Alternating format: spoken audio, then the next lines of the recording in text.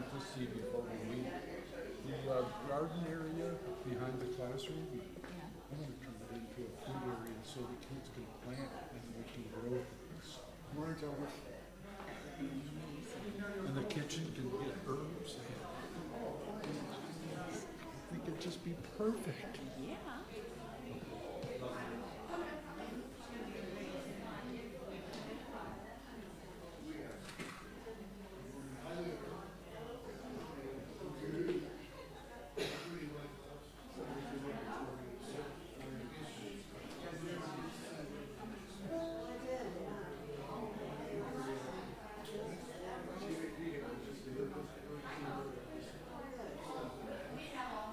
Exactly the way it should be.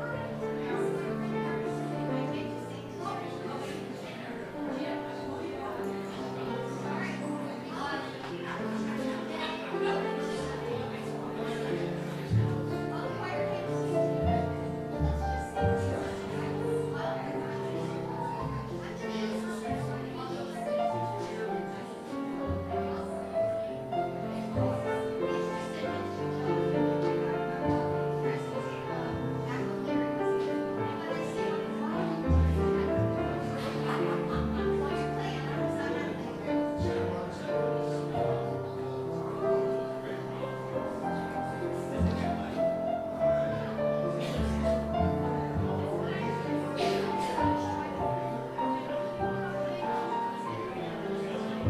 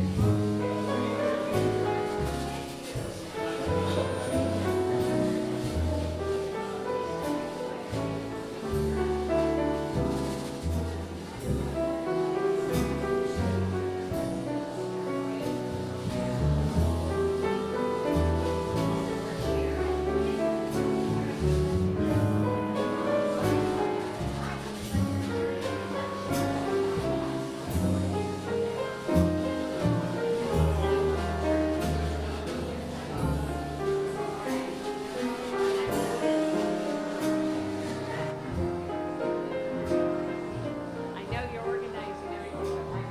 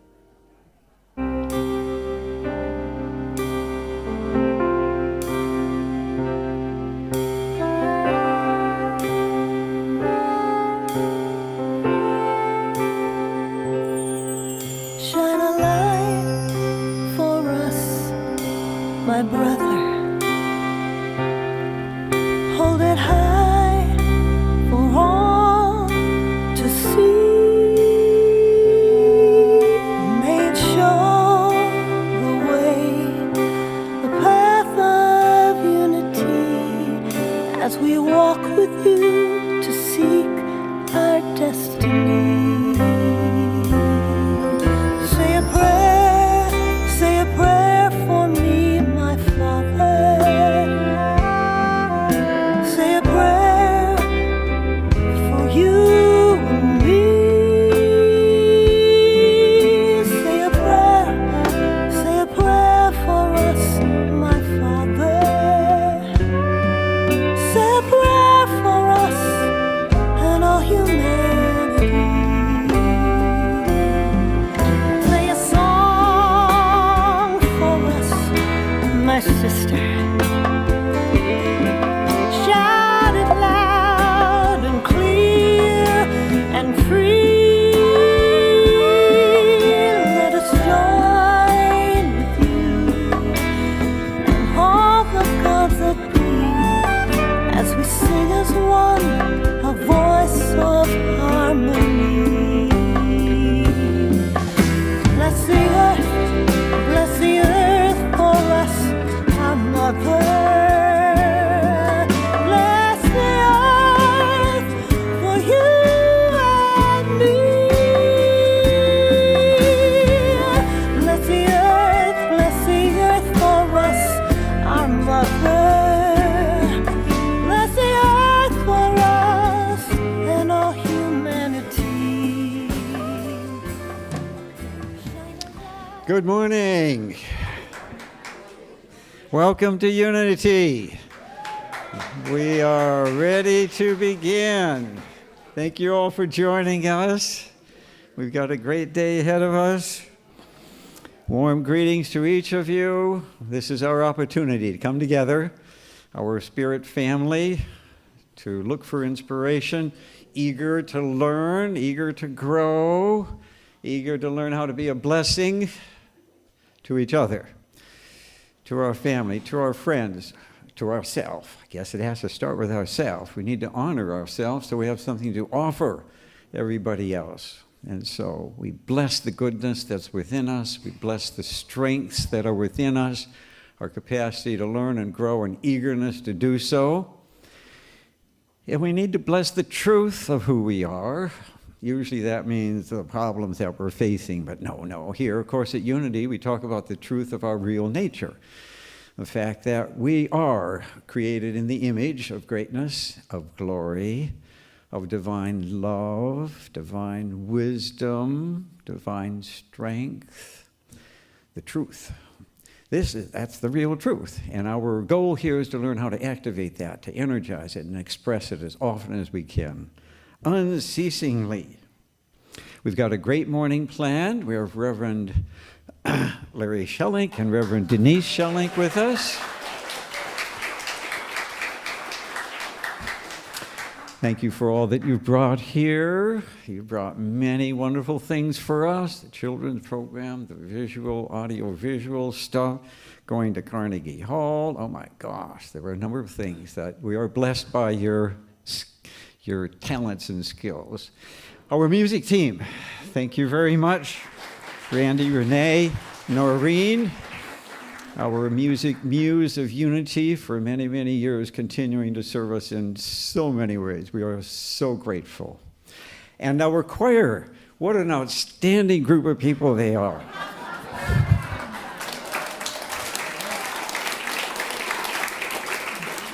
And the many efforts you've made to reach these points of performing again for us, and of course a great concert's coming up, but I'll say a little more about that later.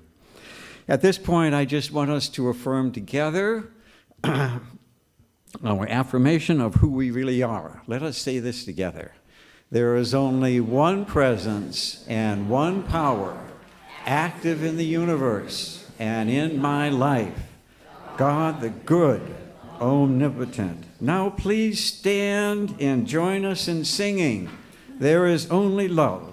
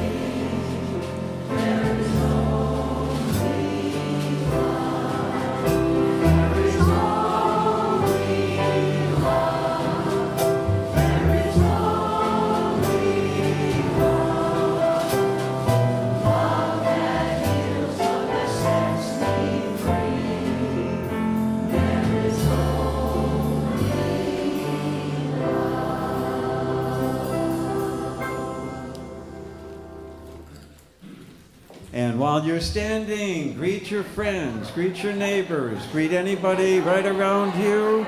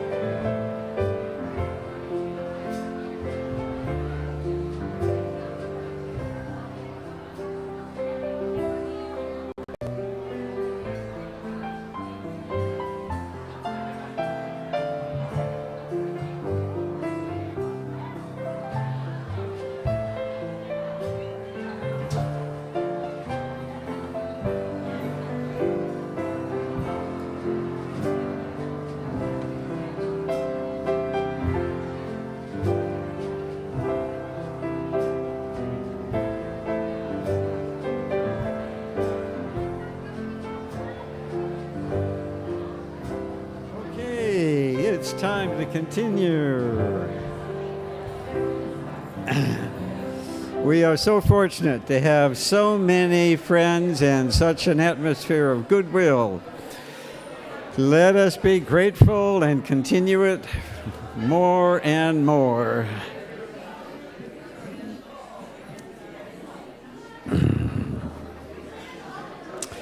And so, as we continue, there's more to do. We're going to go ahead now with the daily word. And so please have a seat. Listen carefully for these golden words of wisdom. Very good. Thank you for your enjoyment of each other. The daily word today. The daily word today is zeal. Zeal. Divine zeal is my impulse to accomplish great things. It's more than an impulse. It's part of our basic nature to grow and to learn. Toward the end of his long life, Unity co-founder Charles Fillmore famously wrote, "I fairly sizzle with zeal and enthusiasm and spring forth with a mighty faith to do the things that ought to be done by me." This story shows me that as a divine gift, zeal is always available to call upon.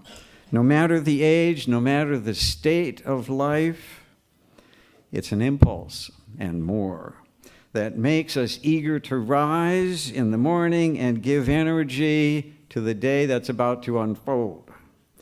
It drives us towards the best of who we are. People, things, activities that we care about the most. Zeal is quickening, enlivening energy that makes us feel the presence of the holy, the divine, God within, and bring that into our life in a way that only we can for each other. I sizzle with zeal, passion, and enthusiasm. I live, love, and serve.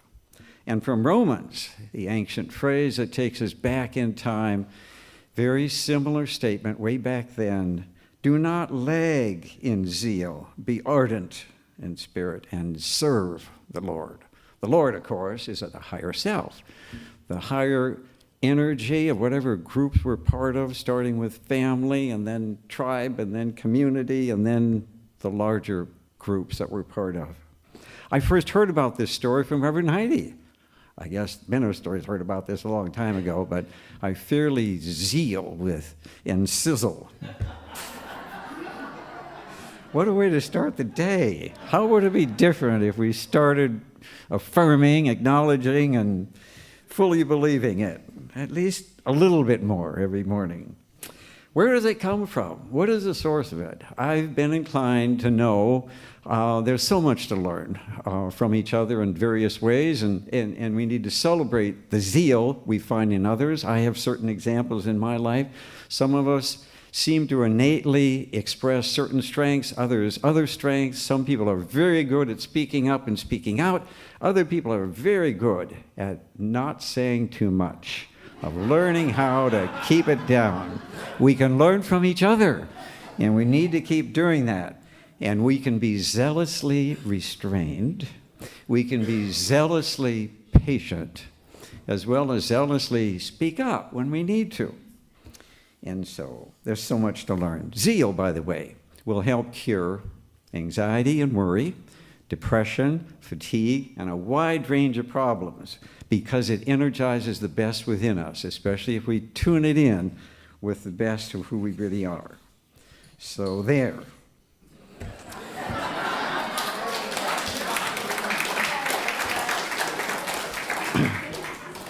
At this time, we would like to welcome all the others who join us online.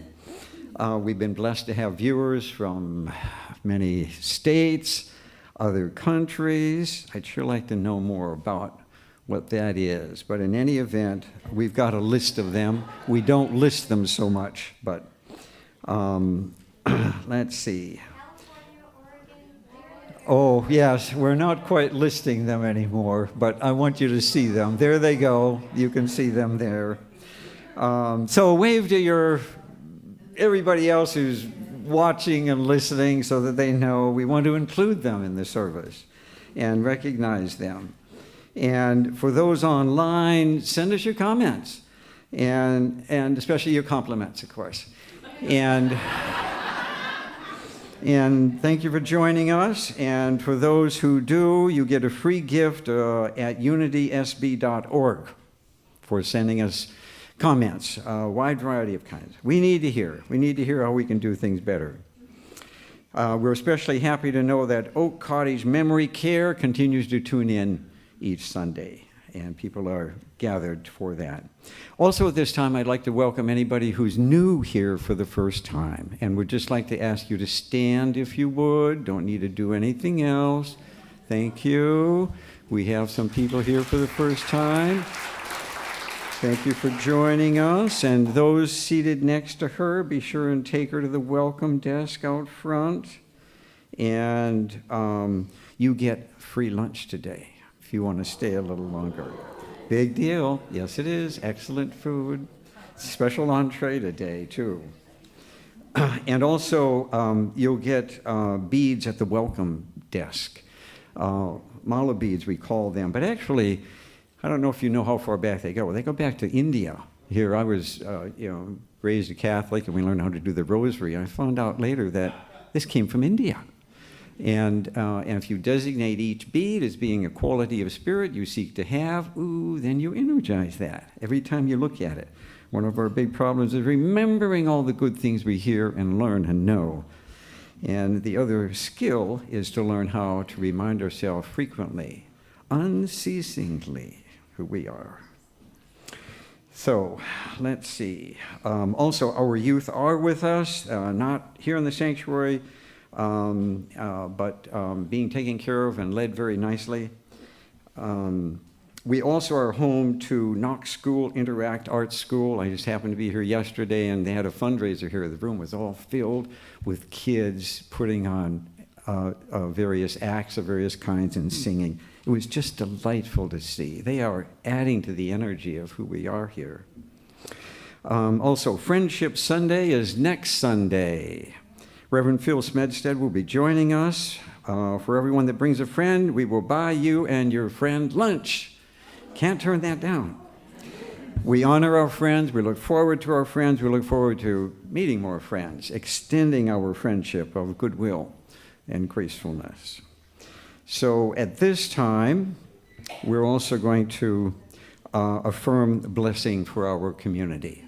So let us all say this together. May this space be a sanctuary of peace, where hearts are open and spirits soar. May we grow in love, rooted in purpose, uplifted by hope. Bless unity of Santa Barbara today, tomorrow, and always. Namaste. Okay, now also we believe in prayer. Prayer is a vital tool, a marvelous tool that can help bring about wonderful changes in our lives for healing, for affirming the best within us, the highest toward which we reach, to actually drawing us closer to the invisible friends that are present, that are with us, to even angel forces. We increase our frequency towards them, and we can work closer with them, and they with us. We have prayer chaplains here, and any of those that are present for our congregation, please stand. Good. Catherine and Peggy are standing, and so they will be up here if you need them after the service. Thank you. Our Shirley Campbell Chapel is open for prayer every Tuesday, Wednesday, Thursday, and Sunday, of course. During the week, 11 a.m. to 2 p.m. Take advantage of that if you need a quiet place. Sometimes the best way of rising above tensions and stress is to go to a quiet place that has been lifted up by the many ways people have been there and have created a presence, a fountain of uplifting energy. It can make a huge difference sometimes. Okay, next we have our meditation song.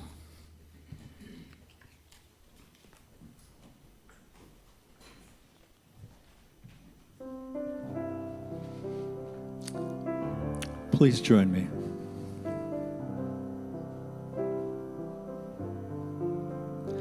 Namaste, namaste, my heart sings namaste.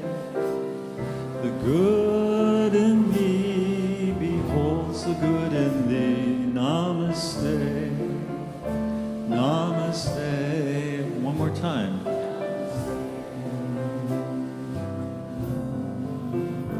Namaste, namaste, my heart sings namaste.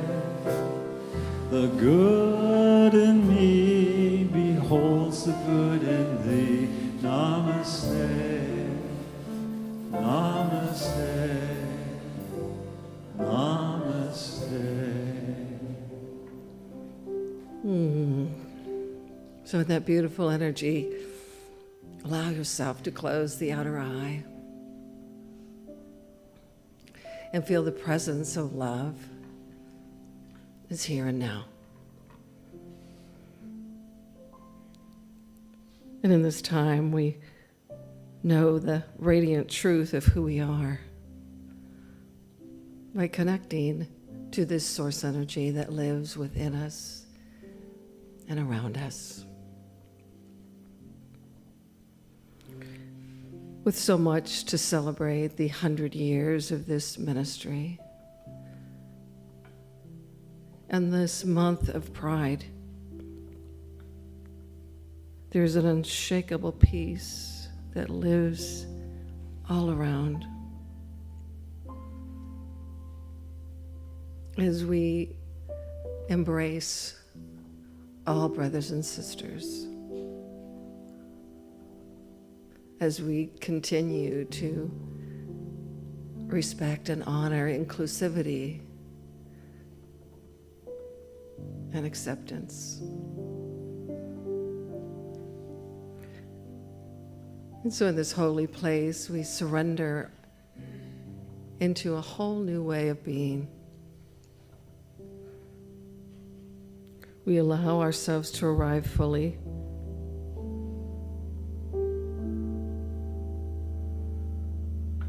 And we settle into this light that lives within us and around us. And remembering the truth of our being. And we remember that nothing real can be threatened. And nothing unreal exists. Herein lies the peace of God. So these words are not concepts, they're a portal to know who and what we are.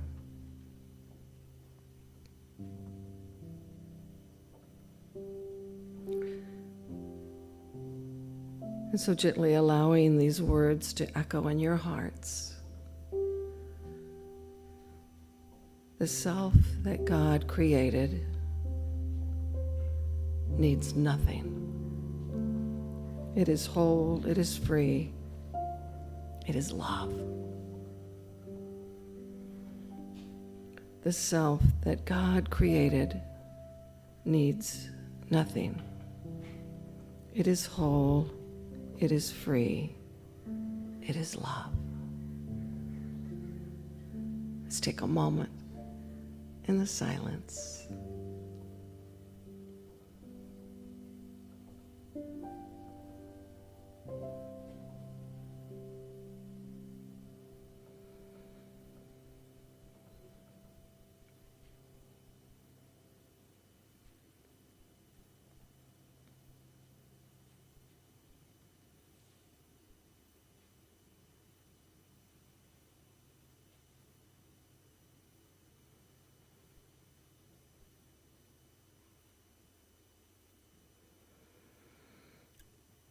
And so in this time and space, we feel the energy of peace as we become still. We allow any judgments to be fallen away and hold this balance of inclusivity and diversity, equity and inclusion of all. We celebrate humanity in its fullness, in its whole state. We are blessed to gather together in your name. And we belong. We belong to one another. And when we remember this belonging, we recognize and see the Christ Spirit in each other. And when we do that, there is another awakening to the higher self. And so throughout this day, throughout this service, we surrender, we let go, and we allow that Christ Spirit in us to express more fully. We indeed have come here to be the light of the world. And we recognize that, and we see that in others. So in this holy time, this holy sanctuary, we feel that love. We feel that embrace. And for that we say, thank you. Thank you, God. And so it is. And so we let it be. Amen.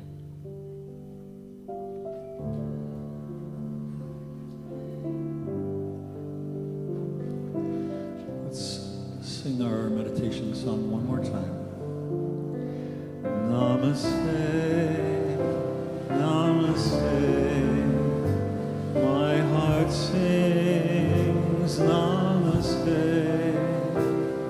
The good in me beholds the good in thee. Namaste, namaste.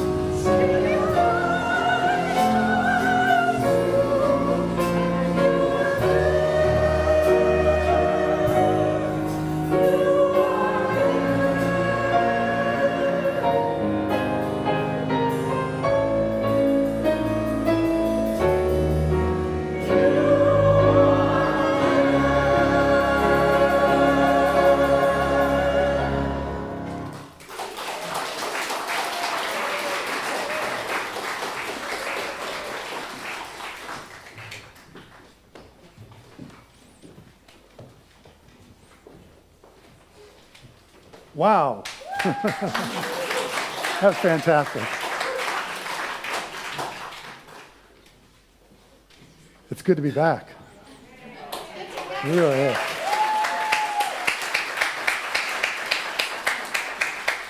Denise and I stepped onto the grounds this morning and we could immediately feel our hearts open. And I'd like to think that that's a unique experience, but I have a feeling it has a lot to do with the 100 years that people have come into this community and felt something, even if they didn't know what it was, even before they even heard a message or knew what this community was about, that the heart got open because of you, because of the people. Because ministers come and go, don't we know? It can't just be about the minister, because if it was, it would come and go, but that doesn't come and go. In fact, today I want to talk to you about that which doesn't come and go. Because don't we know change is afoot? It's just, anyone had any lately? Oh, yeah. You know, what's funny is that, well, before I go into that talk, because I wanted to say a few things about the memories that I hold dear. There's so many, but just in a 30-second soundbite, let me just say this. When we got here, I was so excited about the mission statement that Unity had, and every minister needs to sort of resonate with the mission. To realize and express your divine nature seemed to me to be the quintessence of what spirituality is about and this path is about.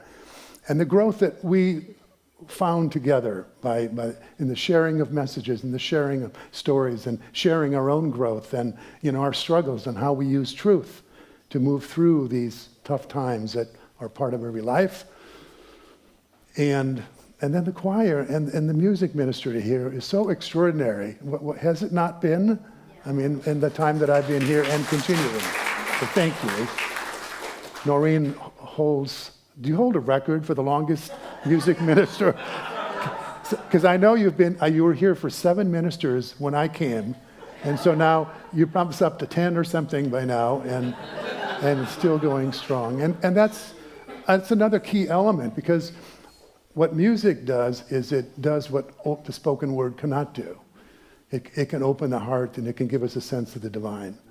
And when music is done from that place, then we have that experience. And then the renovation that happened during the time that I was here and had continued afterwards to completion, which is gorgeous, by the way. Allison, are you here? Allison's here. The work you did and the vision manifested. Fantastic. Help me out. I had it all written down and I didn't. The movie theater thing we did. Oh, the spiritual cinema. Some of you remember the spiritual cinema we did, and we were a location for those films where we had the directors and the filmmakers here. Through Agent. That was through Agent, yes. And, well, let's get the elephant in the room out. So, and then we had some trouble here. Into every life, a little rain must fall, and into every little community, there's going to be an opportunity for us to grow through controversy and conflict. And we had that, and that was extraordinarily painful for many of us, and yet it was a healing opportunity. Many of us, including myself, needed to look at some stuff, and there was a lot of humility that came from that, and some changes were put in place in order to obviate that, if possible, for future. So there's that, and I will tell you another story in a little while about something that was very hard for me to deal with after I left here, because I wasn't done learning, apparently. Do we know this thing about growth and change, right? It's like that expression, I really want the growth, and we all want to grow, right? We want to grow spiritually, we want to grow in consciousness, and it's sort of like, I'll take the growth, you keep the change. Isn't it kind of like that? And we don't want the change because it's sort of disruptive, isn't it? It's like everything we've been thinking and how we've been doing things and who we thought we were gets challenged. So let's see, I actually have notes here. Let's go to that, see what happens. I'll go back here. I can't help it. What am I doing? So I just love you so much. Oh, There. see?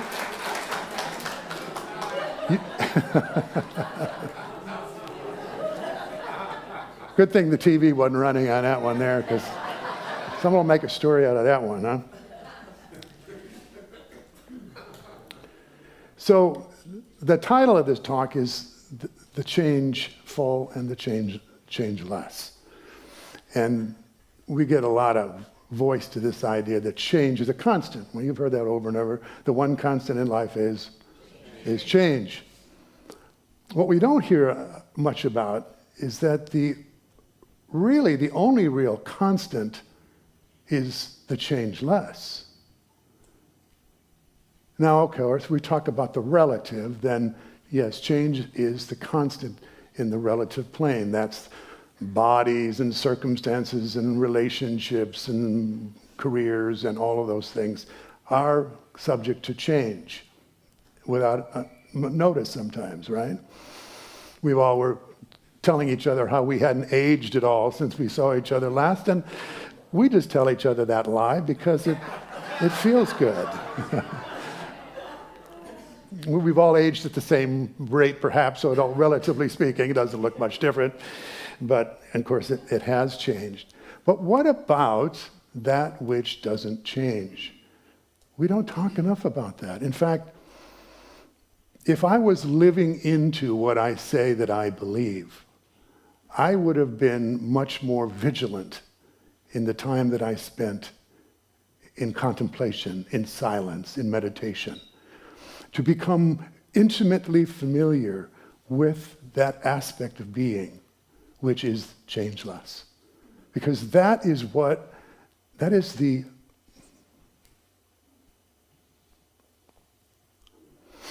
omega point of spiritual growth.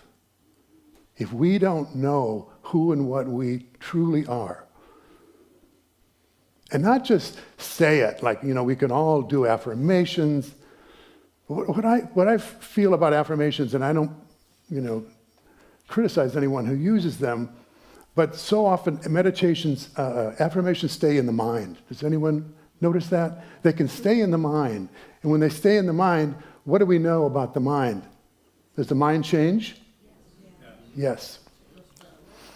The mind changes, and because the mind changes, we don't hold on to those things.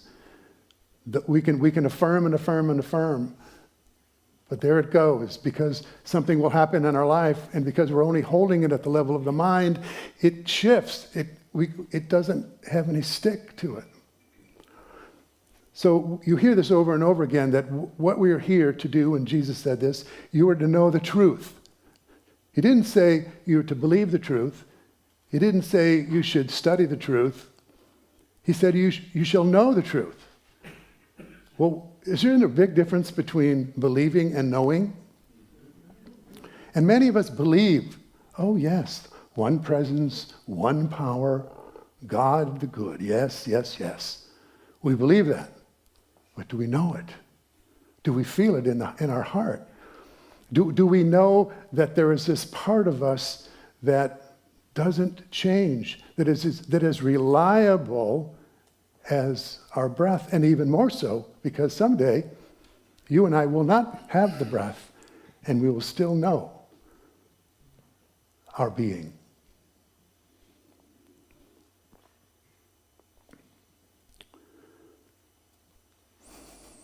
I'm just going to tell you my story now. And this is sort of telling on myself, because I thought that I was a pretty good student of this. And I had moments, and you've all had moments too, where I had touched the hem of the garment, to use the story from the Bible. I had touched the hem of the garment of truth, where I had felt like I was one with the one, where I had that sense of oneness, that sense of unity with life, with love, with wholeness. And I felt like I knew what it meant to be awake, spiritually awake. But if I was being entirely honest, I realized that those were fleeting and rare experiences. Jesus didn't say, have fleeting and rare experiences and you shall be free. He said, if you have fleeting and rare experiences, you will not be free. And then you will discover, when you're going through the travails of life, the outrageous fortune and misfortune, the arrows that fly by day and by night, you will find that you're not prepared. So I'm going to cut this down because it's a long story. I think you'll like it, though, because I survived. I think that's why you like it. But I almost didn't. So 5 years ago, Denise and I were in Hawaii. Denise had gone there as a transitional minister for the Unity Church in Honolulu. And I went to paddleboard because I had retired. I don't know, ministers, I don't think there should be another word for retirement, because it just means I'm not standing in this pulpit, but I'll be going somewhere else, and some soapbox will have me. I will stand up and do another message. But anyway, so Denise was doing that full time. I was playing, and I got the idea that this would be a good time for me to work on my health and my fitness. So I had all this time. So almost every day we lived in a high-rise apartment and overlooking, what was the name of the town? Hawaii Kai. Hawaii Kai is gorgeous. And so I would come downstairs and I would walk 2 miles, and part of it was uphill and part of it was downhill, you might guess. And both ways was uphill, actually. No, that's another story.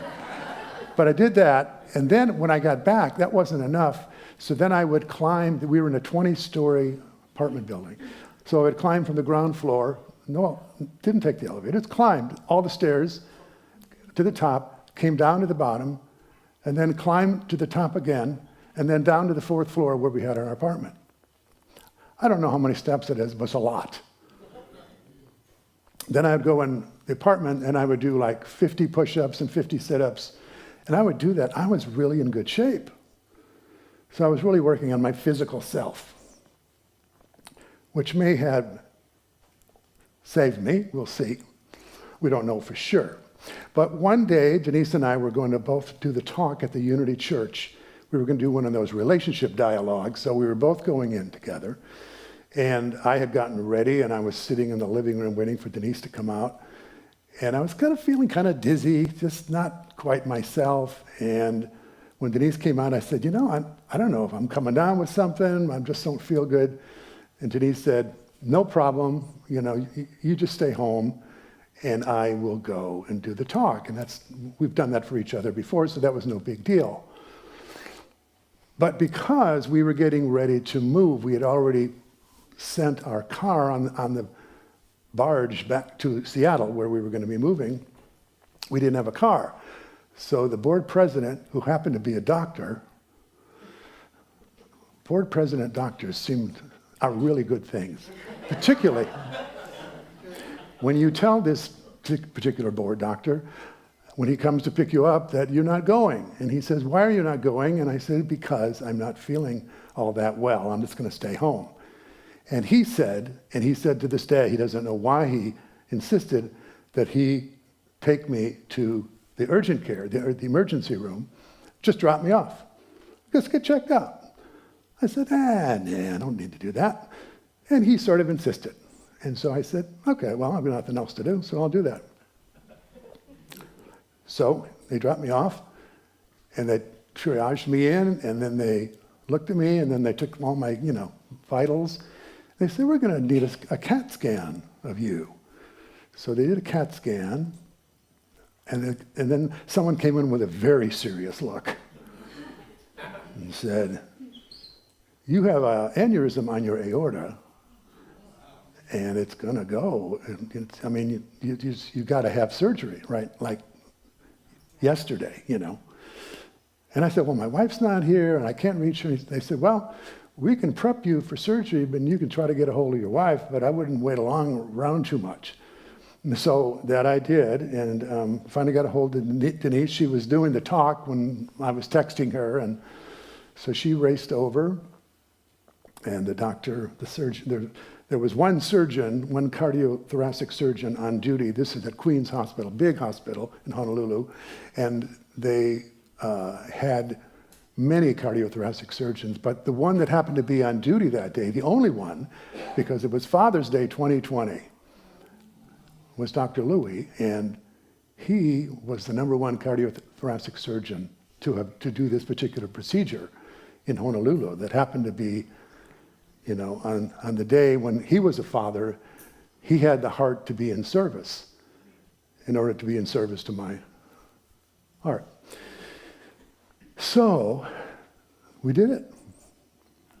And when I came out of it, Denise tells the story, I was trying to tear all these wires, and I was hooked up and everything. It was a 3 or 4 hour surgery, and I told Denise, the doctor said he has a 15% chance of surviving the operation because you lose a lot of blood in this particular procedure. So I survived. I mean, I think so. Unless this is one big good dream, I'm still here. But what I want you to know, and this is the whole purpose of this, not to tell you, you know, I went through that and I survived. But here's the thing. I gave my identity over to my body 100%. Do you know what I'm saying? I was so identified with my body during that. I was in so much pain for weeks. And they tried to give me pain pills, and I would get sick. So I couldn't take any pain. And I had this incision, and I had a cough because of fluid in my lungs. So I was coughing throughout the day, no pain pills, and I had the pain that I've never experienced in my life. And I really didn't want to be here. That's how bad it was. And I wasn't thinking, I'm a spiritual being, I'm doing so good. I was in it, you know? So the good news is that life allows you to make a choice. So I had this angel taking care of me, and she had to put up with a very demanding, whiny patient. And we couldn't get any help because it was during the height of COVID and nobody could come. The family offered to come, but they couldn't come because, you know, when it was flying, and so she had to do this on her own. So an angel she was. But once I started feeling better, I made this commitment that I would do whatever I could to deepen the understanding of who I really am. Because what could be more important than that particular understanding? When life is full of changes, when life is full of, you don't know what's going to happen. Do you know what's going to happen next? I don't care what your board looks like, your vision board or your Ouija board or any board that you are on. We don't know. Life on life's terms is what we get. And if we don't have, and I'm talking about me, but if we don't have the capacity to be with life with surrender and acceptance, then it will be suffering and more suffering. Do we know this? We can get a little jaded, we can get a little arrogant, and we can think, oh, if I think all the right thoughts and all my affirmations are, perfectly, then I'm going to line up this life that will not be a challenge to me. But I have so many stories that could tell you that that's not the way it plays out. And if we've got to get off this notion that if adversity comes to us in our life, that's some indication that we're not on the right path. Have you ever heard of Jesus? Did he go through any adversity? And was that adversity key to his message and key to the transformation that he experienced? You remember that Jesus was hanging out with his disciples one time, and they asked him, when they saw this man who was born blind, and they were kind of in that karmic thing, like, why was this man born blind? Why? And Jesus, first they said, Well, was it that he sinned or his parents? Because that was the only context in which they could hold that some adversity had befallen this person. So somehow that was some sort of punishment. And Jesus flipped it and he said, neither one. But this man was born blind. So God could be glorified through him. What? Yes. That the presence and the power and the love of God can show up when that which we are not is taken from us. Anything that can be taken from us cannot be who we are. And the more that we are not gets taken from us, the more it reveals what? What we are. Think about it. And Meister Eckhart said, spiritual growth comes by way of subtraction, not addition. So all that time that some of us have been trying to build our lives, bring in more, more success, better relationship, more money, more whatever, all of those things then can become obstacles to this deeper understanding, this deeper purpose, our raison d'etre. Yes? Our reason for being. Who get? Was that good? Pretty good. Yeah. It's been 6 years. I had to revisit. What is your reason for being? And if it's not that, tell me how you're going to be prepared when something precious is taken from your life. You can't have enough money. You can't have enough friends. You can't have enough anything that comes and goes. Because when it goes, you are going to be asking yourself, who am I without this? And if you don't have an answer that is rooted in the heart and the soul, in the sense of your knowing that you are a spiritual being, you are going to be reft. You're bereft from comfort. And that's where I was. And I said, I am going to spend whatever time I have left deepening my understanding and deepening my practice. And throughout that every day, looking to see and asking the question, who am I? Who am I? And if you do this practice, we did a little of this when I was here, but if you do this practice, you'll start with the most obvious things. Oh, I'm my body, Well, has your body changed? Yes. Okay, well, that can't be it, because you've watched your body change. Some part of you watched your body change. Is it your thoughts and your mind and your feelings? Well, we know that thoughts come and thoughts go, but do you come and go? No. So everything that you identify that is that can be jettisoned, can be lost, that can go away, is evidence unto what is temporal, what is temporary, which reveals, when we get right down to it, the only thing that doesn't change, which is what? I am. And that, interestingly enough, was when Moses was trying to find out about the nature of God, and he turned away, and the bush burned unconsumed, and the voice of God says, I am. And Jesus also said, before Abraham was, I am. Was he talking about a body? He couldn't have. He's talking about an essence. When we become aware of the essence of our being, then we are strong. Because when we are in that understanding, we are immutable to the changes of life. We are invulnerable to the slings and arrows of outrageous fortune. They can't touch that. Nothing of this world can touch that.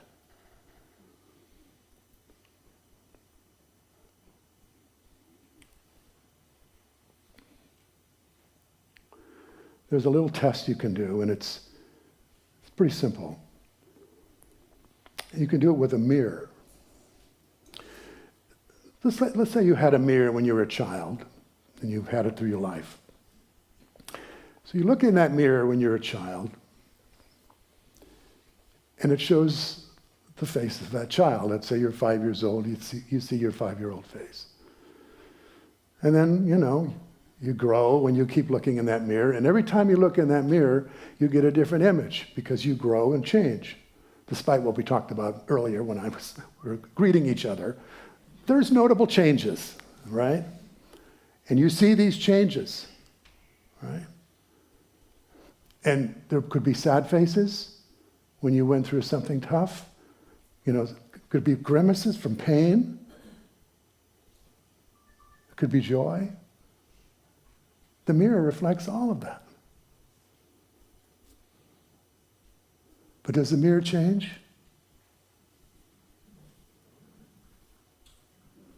The mirror stays unchanged. Changeless, you could say. So what part of you is changeless? You can speak. You get extra credit, actually. You can go to the table twice out here. Well, I gave you a hint earlier. It starts with an I. I am. I am. I am. But not I am anything, because that's where we get hooked. Oh, I am Larry, I'm a man, I'm a minister. No, I am. And stop right there. That's who you are.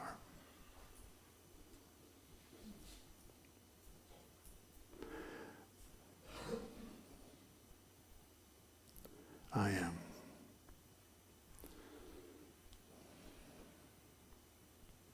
So my prescription, get to know I am. Get to know this. And what's interesting about it is you don't have to do anything. You actually have to undo. It's not something you can add to yourself. So many people think, oh, maybe if I meditate for 25 years, like some Buddhist monk I knew, and then I'm going to finally reach that level. No. What if you spent your time noticing what you're not? This is the neti approach. I'm not a body, I'm not a mind, I'm not my thoughts, I'm not my feeling, I'm not this, I'm not that, I'm not this, I'm not this, I'm not this. What am I? It's a guessing game you can play with yourself. And if you get the right answer, you know the way home. You know the way home. And that's where you hang out. And you try to hang out there with your eyes open, not just when meditation. You try to hang out there when you're going through your life, you're going through your relationships, you're going through your work. You just try to remember that. And the more, what I'm finding is the more I remember that, the less I have to consciously remember it. I'll just notice it'll just arise. It's sort of like training a puppy, because we know its tendency is just to wander off with thoughts and feelings and reactions and everything. But if you can, if the context for your life, as busy as your life is, or as diverse and with so many multiplicity of experiences that's challenging all the time, if the context can be this, which might mean you start the day with a meditation, or it might mean that you set a timer. I've got a timer on my phone. They'll go off every hour.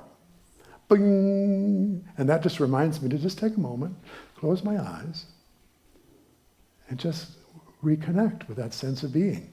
That's all it is. It's sense of being. Because, we may not know what we are, but how many in here don't know that they are? That's all we're talking about. Not what you are, but that you are. It's it's existence. Jesus said, light of the world. There's all kinds of names for it. But unless we know that as our primary identity, then we are subject to being disrupted by the changes that happen around us in life. Does this make any sense? Yes. So I say this with extraordinary amount of passion and personal commitment, that I can see nothing more important at this stage in my life, from what I've been through and all the people I've worked with in my life, to get to know this. Jesus said it this way, seek ye first the kingdom of God, and then all those things. We think all those things, and then I'll have time to sit down and meditate when I get this right and this right and this right and this right and this right. But what if I had it all right? I'm paddleboarding in Hawaii. I'm retired. My wife's making good money, and I'm paddling. I got it good, baby. Boom! Life on life's terms.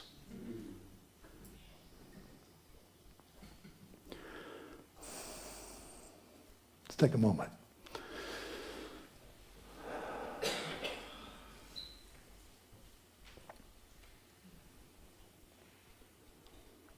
So we rest now. We all have our stories. Stories of gains and losses, of wins, of setbacks. We have our regrets. We have our dreams. We have our visions. The mind is constantly concerned about our survival.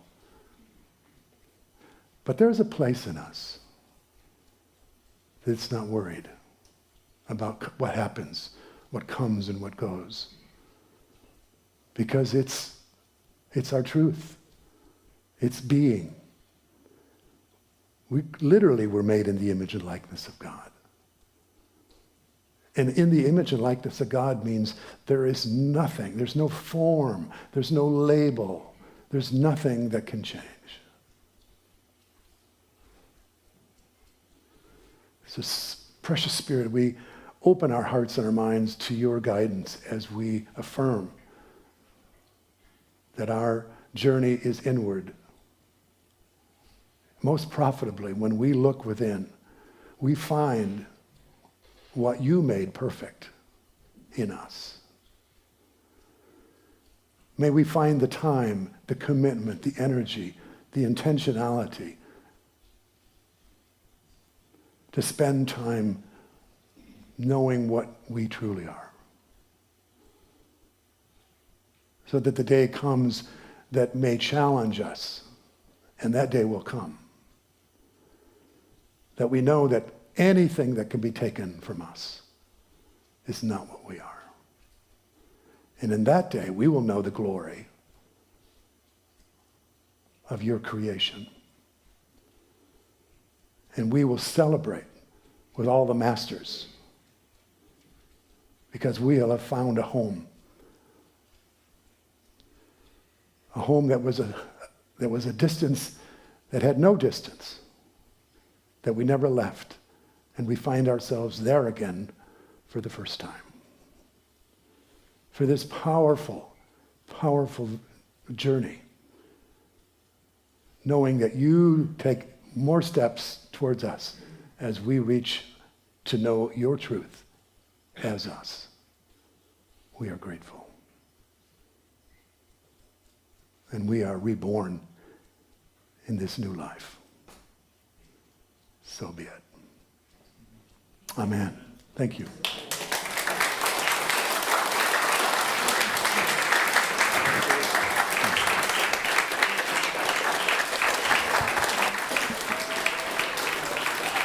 Oh, thank you, thank you.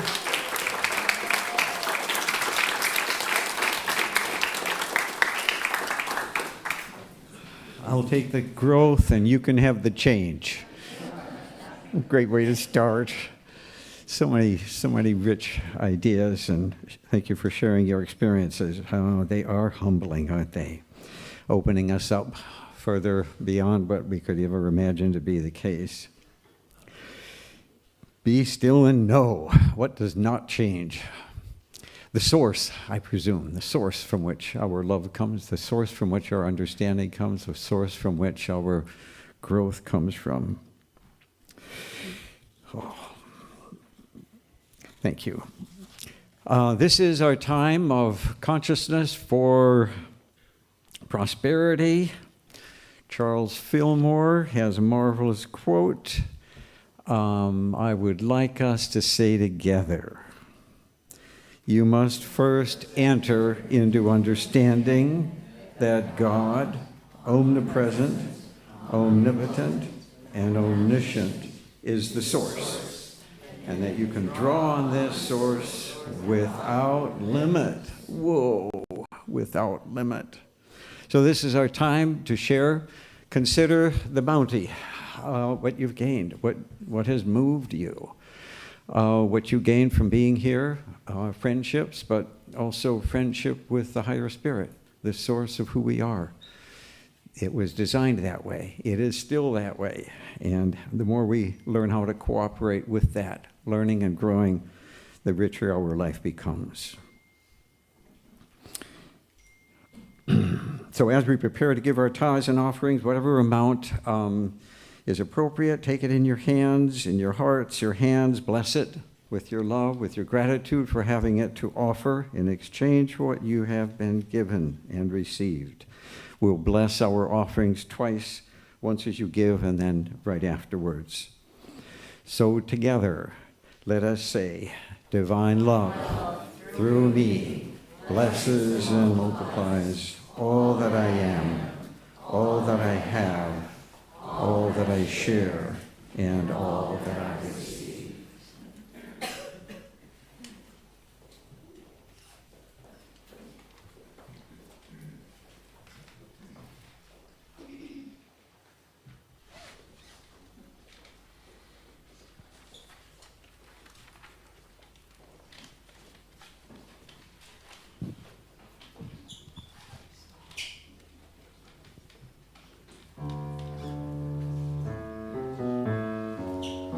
Lord, listen to your children praying. Lord, Lord, Lord, send your spirit in this place. Lord, listen to your children praying. Send us love, send us power, send us grace. Lord, listen to your children pray. Lord, send your spirit in this place. Lord, listen to your children pray. Send us love, send us power, send us grace. Something's gonna happen like the world has never known when the people of the Lord get down to pray. A door's gonna swing open and the walls come a-tumbling down when the people of the Lord get down to pray. Hear the children sing.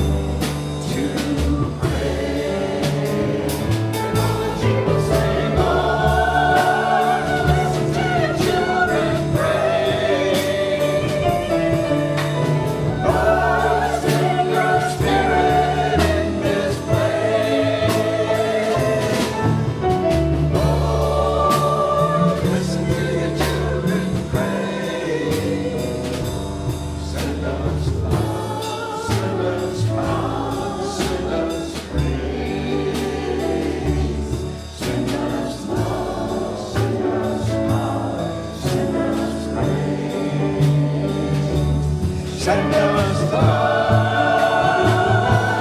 Send us love. Send us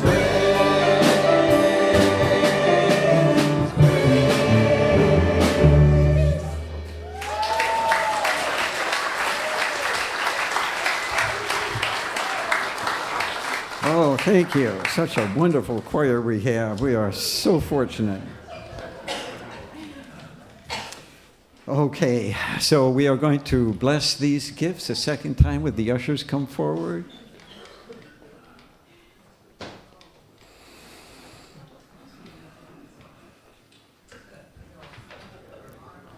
Okay, yes, of course. Well, there we are. That's the way it goes sometimes.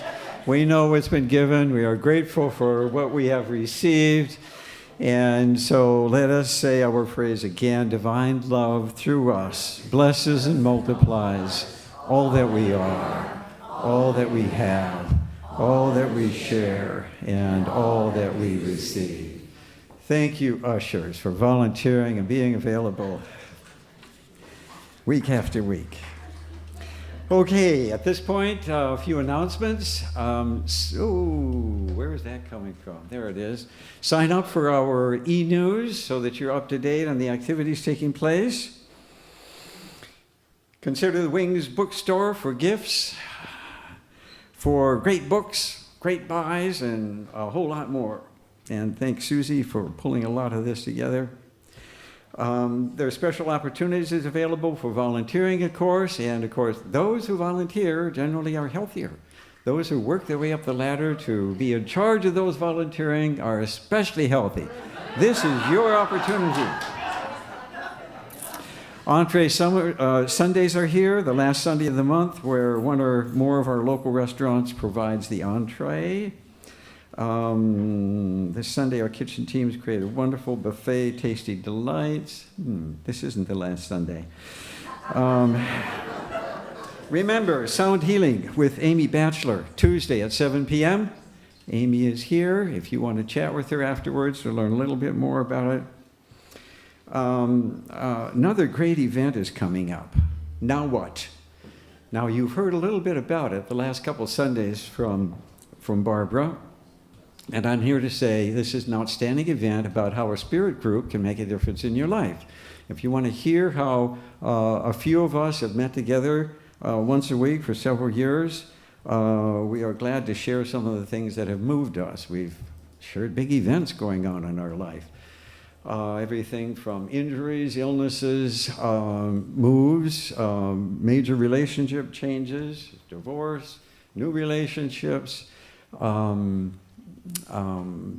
death, dying, losing friends, and it's so wonderful to have people to sit down and talk about spiritual perspective of the things going on.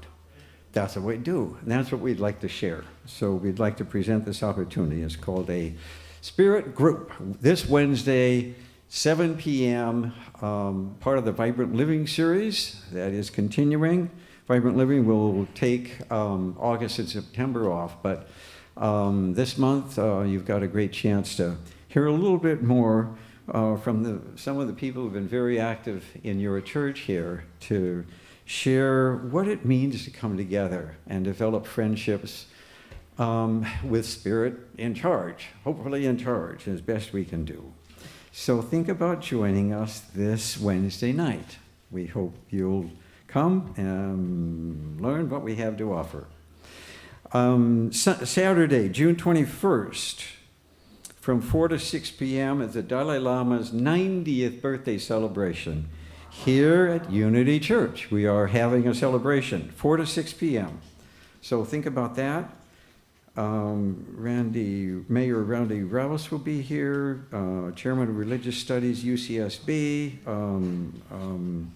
It'll be quite an event. You'll hear more about it, of course, but put it on your calendar. Reverend Phil Smedstad is with us next Sunday for our service, and he's going to do a workshop. He's coming here. The workshop is entitled Manifesting Christ Consciousness. So the avatar of divine love. We continue to learn from this amazing individual who taught us ways to enhance our own spiritual life, redeem whatever we've done, and help to open up our unique offering, our gift to humanity, to life itself, as partners with the source from which we all come. And of course, a great event is also coming July 3rd. We're celebrating July 4th. On July 3rd, Thursday night here, our great choir is going to put on a marvelous concert. We're going to feature the Beach Boys, the Beatles, and Mamma Mia, and even more. And Noreen has brought us together. You know how great these concerts are. You don't want to miss this. It will be outstanding, probably the best ever. And at this point, I'd like to invite David Heisterkamp to join us. He's on the board. Please thank him for all he's doing. Come right up here.